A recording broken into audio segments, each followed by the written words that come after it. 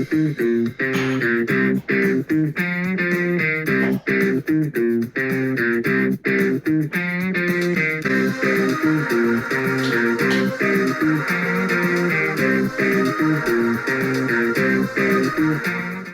guys, welcome back to this channel. Today we are reviewing Stranger Things 4. The last season of Stranger Things. The rankings I'm going to do after Stranger Things 4 episodes ranked, seasons ranked. I think I'm going to do a character tier list like I did with Cobra Kai. And then I think top 10 episodes. I don't know that top 15 because it's not as many. Top 10 Stranger Things episodes. I think that's about it. Without further ado, let's get into this. Starting off with this season is about, it leaves off from season 3. The monster thing is dead, or mind flayer, whatever you want to call it, I guess.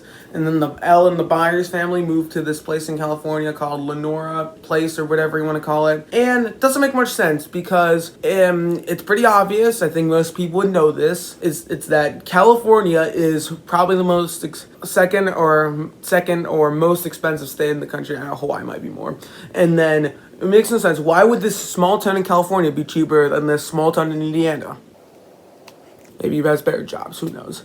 But in the house itself is probably nicer than what they were living in Hawaii. It just doesn't make any sense. Anyway, back to the video. So now there's this new demonic thing. It's not really demonic, I guess. I don't know how you describe it. Called Vecna, who's killing these people using like these, or he's going to the people's minds and sort of doing like the Freddy Krueger thing where he like kills people. Bones are snapping, eyes are popping in. It reminds me of Evil Dead a little bit. So yeah, there's that, and the whole season they're trying to figure out who is this Vecna guy, and then what's going to be going on with Elle the whole season. So yeah, pretty much. I don't know. There's more to it. And also, you know what? Never mind. Next up, we have the good, and I'm just going to get the point. The sheer epicness of this season is just really unfathomable, I guess, compared to the rest of the show, where the rest of the show kind of goes a little on the more quainter side, and it gets bigger and bigger in each season. This season goes full on, the destruction of the world, or sort of, I guess, and just the way it all plays out really works well. The episodes are a bit too long, yeah, but I'll talk about that later. But it still works really well. The finale is just so epic. There's all these epic moments. Vecna kind of explaining what his presence is or whatever goes on. The whole scene where they're kind of lighting him on fire. The Master Puppets, which, speaking of Master Puppets, love that song. Probably my favorite Metallica song. I don't know, Creeping Death. Ride the Lightning. One. Four Horsemen. Black End. No, all of those are kind of in contention, but still love Master Puppets. So yeah, I just love that they decided to do that. It just works well, especially for the Eddie character, which, speaking of the Eddie character, I think is great. Jokes, all those jokes aside that most Metallica fans have kind of made or whatever, I think is amazing. I love all of the sort of metalhead aspects to him where he's like a nice guy. And then there's also all these scenes where like he's like, this is music. And it's Peace of Mind, Iron Maiden, one of my favorite Iron Maiden albums, so I can relate. And yeah, I just find that character to be so much fun. I love him.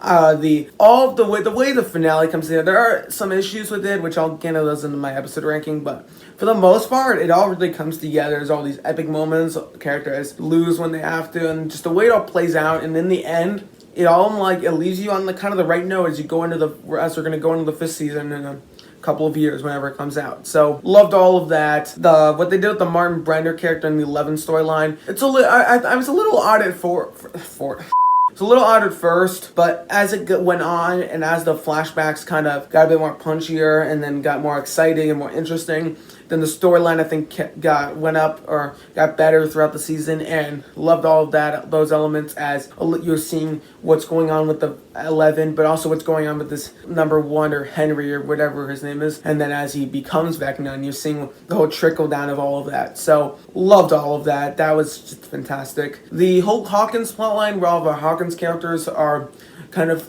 going through the fallout of Eddie Munson being revealed as the killer of this Chrissy person at the beginning of the season. Yeah, she was killed by Vecna, which we all know that. And then just the trickle down of all of that, how it gets worse with this lynchmob plotline, which not a big fan of that, but I'll talk about that later. So you have this whole thing with Eddie, Nancy kind of being the reporter on this with like her friend, but then he gets killed as well. Then you also have Dustin, Lucas, Matt. Oh, Dustin. The first is Dustin, Max, Steve, and Robin. So just investigating on this. Then they throw in Lucas, and then they throw in Nancy, and then it kind of just turns into a large investigation on this whole thing, seeking all of the aspects to these kind of attacks that happened in the past and visiting the mansion. I think the way the sort of espionage side of this plotline just really works, and as we're discovering that as Vecna kills someone, he opens a gate. And then seeing that, I think it's really cool. And going back in the Upside Down, because we haven't really officially been in the Upside Down since season 2 or season 1. I'm being dead serious. I think trying to think about the Upside Down is in season 2. For sure season 1, obviously. Season 2, I don't remember if the Upside Down is present. Tunnels or whatever they're called. So I think all of those elements just work so well. The vampire bats is a nice little element to throw in. The demi bats, if you want to call them that. Just not throwing those in there really good. But the standout of the season for me, well, I don't know if he's a standout, but I think the Vecna plotline overall, the way it all plays out where he's like killing these people, doing like, has like a Freddy Krueger like presence on this small town, and just the way it all plays out, I just think it works so well as he has to kill 4 people or to 4 gates to collide the earth so we can destroy it or whatever. And yeah, now that's also, the stakes are way higher, obviously, and just the tone of the season getting much darker compared to like even the season 2, which I think was probably the darkest season up to this point. Where season 2, I feel like had to hold back a bunch of things. They like fully went for it in this, like bones are snapping, eyes are getting pushed back or whatever, and just so much stuff is happening, and also demi hands or whatever you want to call them are getting cut off and stuff. I don't know, it's just great. I think the action of the season is just fantastic.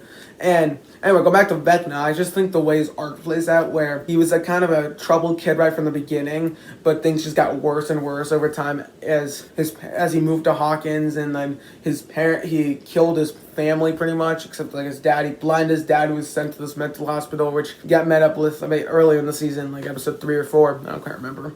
And then he got sent to the hospital or Hawkins lab, meets with Martin Brenner. Martin Brenner takes him in and brands him as number 1, so he's the first of these power wielding number people, whatever you want to call them, to make his debut, I guess. And then as it goes on, you see he try to help Eleven a bit, because he knows that Eleven's different than the others, trying to get her on his side. But Eleven sort of has this moral, not compass, but ideas, and then decides that what he's doing is wrong, so pushes her in the Upside Down, which we learn a bit later in episode 7, which just such an amazing scene. Exposition, that's how you do an exposition dump. You make it interesting. You don't just cobble a bunch of things together and just expect things to go well. Like, I'm looking at Matrix Reloaded as a good example of how you don't do an exposition dump. So anyway, going back, and then just seeing how everything kind of plays out with Vecna and him just getting really powerful through the Upside Down. He's the one behind everything. He's the one behind the demi-dogs, behind the Mind Flayer, behind the monster, the Demigorgon, everything. So I just love how everything plays out, and also kind of brings new light into kind of what was actually happening in the first season, what Papa or Martin Brenner was doing with Eleven in the season 1 flashbacks or whatever. So it just really kind of brings the show together, and there's a lot of great things. And then I also really like the Hopper plotline. I think coming back, some people that were like, this is a stretch, this doesn't work. But in the end, I think even though it kind of does ruin that little letter scene at the end of season 3 a little bit, I just think the way it all kind of played out in the end, where he's got captured by the Russians, and now he's in doing this little prison plot line where he has to try to escape and bring all these elements together. At first, I didn't really care for the plot line as much, but once he got to episode 4 where he's trying to escape and all of that, it got really interesting at then. And then as he eventually escapes the prison, and eventually as you have the Demogorgon fight where he lights the flaming arrow or whatever, just so well done. I love this whole little plot line. It just gets better and better. And then, yeah, I'm just going to stop myself there, because obviously all the other characters are really good. Steve, Dustin, Erica's hilarious. Lucas, I kind of like what they're doing where he's on the basketball team, and then, well, he was on the basketball team, but then realizing that just being the popular kid isn't exactly like a great thing, especially with this Justin guy who turned into like a full-on trying to murder a kid or something. And then the way that they do the Justin character, a bit over the top, especially in the Lynchmont plotline itself, could have been done a lot better, but it's excusable, I guess, for the most part. So I'm just going to end up there, because I'm just going to go on for too long. There's just so many great things to talk about with the season. So many epic moments, just so many amazing things. I think both volumes are My issues with Volume 1, there are some issues. Volume 2, payoff mode for the rest of the season. Not for the show exactly, because Season 5 will kind of get that. It's kind of like the Infinity Ward Season 5. I did that. This is like the Infinity Ward Season 5, like the end. Yeah, I mean, you do see some similarities where, like, characters are not even with each other, like, for a lot of the time. Specifically, I'm looking at, like, you have the California characters, and then you have the Hawkins characters, which don't meet up until like the last 20 minutes of the season. All of that is fantastic. I loved all those elements, but this season does have its issue. Now I have the mixed, and the main thing I'm just kind of mixed on is just the lynch mob. It's not bad necessarily, because I think there's some great things about it, but for the most part, it just created some frustration, specifically like right in the middle of the season where like Justin's full on going up to the podium saying, we have to get Eddie Munson, he's the murderer. And at one point he literally says he's conjured the devil, or he is the devil, or Satan, or whatever. He like says something like that, like, I mean, I see what you're trying to do here, and like in some ways it makes sense, but also we just know more, so I guess something. I think the way the character kind of reacts to this,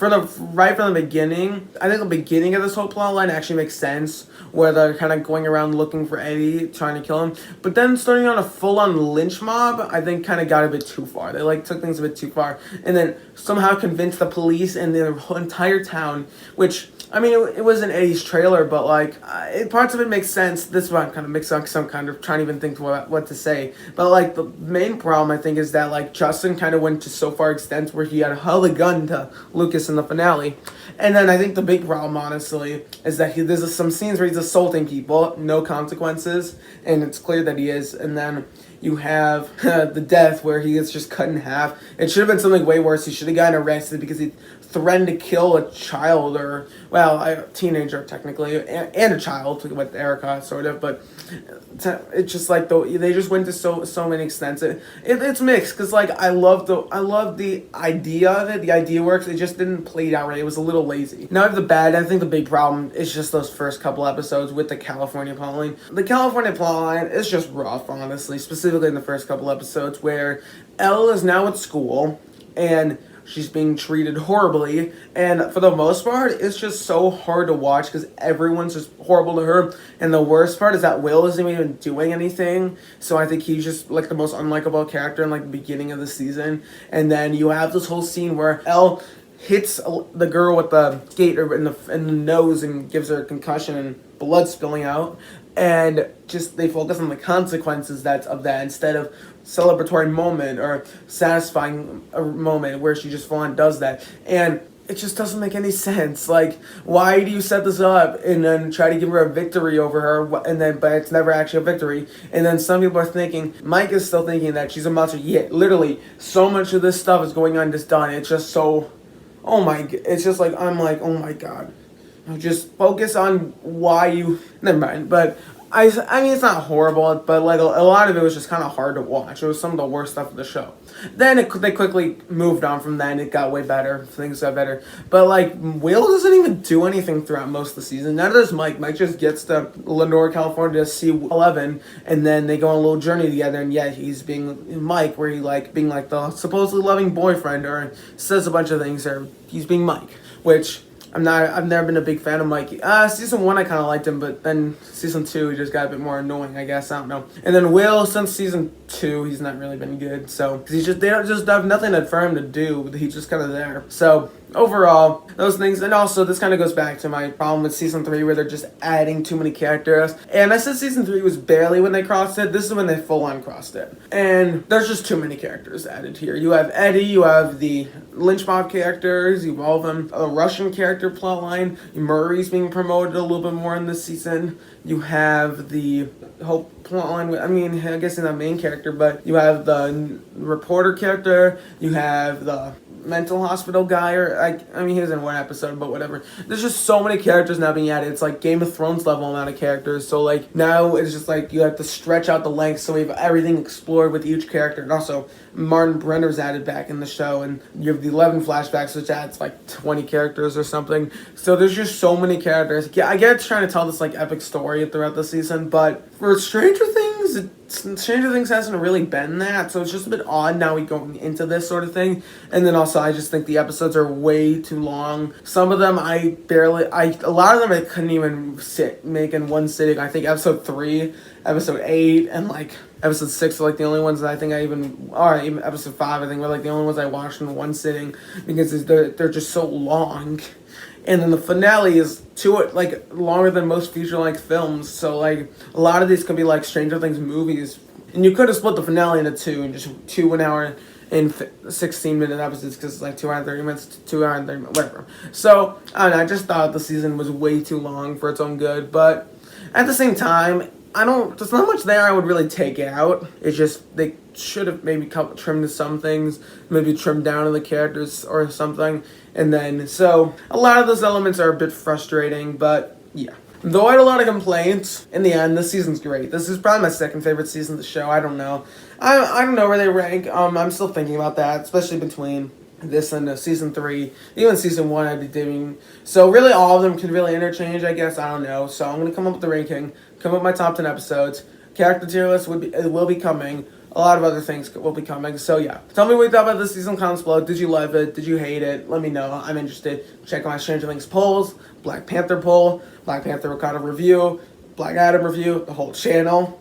Thank you so much for watching. Don't forget to like, share, subscribe. Comments below. See you guys next time. Adios. Maybe a Master of Puppets cover will come out by me. I can do it.